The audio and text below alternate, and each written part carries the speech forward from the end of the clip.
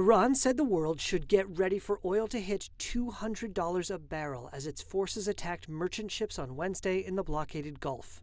That included a Thai-flagged bulk carrier that was set ablaze, forcing the evacuation of the crew, with 3 people reported missing and believed trapped in the engine room. Iran also fired at Israel and targets across the Middle East on Wednesday, demonstrating it can still fight back despite what the Pentagon has described as the most intense U.S.-Israeli strikes yet.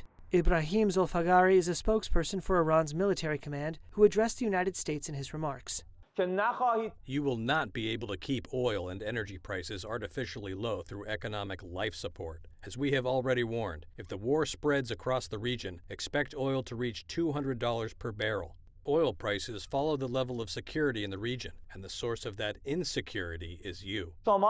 Oil prices that shot up earlier this week have eased and stock markets have rebounded, with investors betting for now that U.S. President Donald Trump will find a quick way to end the war he began alongside Israel. Trump, who has repeatedly tried to reassure markets this week that the campaign will end soon, has said there is practically nothing left to target in Iran. They've lost their Navy, they've lost their Air Force. But so far, there has been no let-up on the ground or any sign that ships can safely sail through the Strait of Hormuz. On Wednesday, Trump said oil companies should still be using the crucial waterway. Are you talking to the CEOs of various oil companies, encouraging them to use the Strait of Hormuz? Yeah, I think they should. I think they should use this. A fifth of the world's oil has been blockaded behind a narrow channel along the Iranian coast, in the worst disruption to energy supplies since the oil shocks of the 1970s.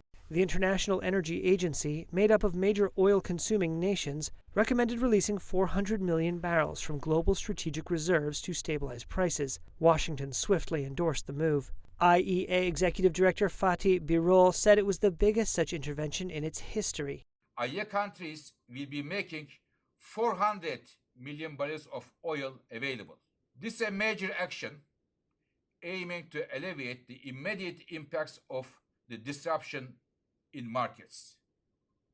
But, to be clear, the most important thing for a return to stable flows of oil and gas is the resumption of transit through the Strait of Hormuz. Oil prices, which shot up above $100 a barrel on Monday, have since settled around $90, suggesting investors are betting on a swift end to the war and reopening of the strait.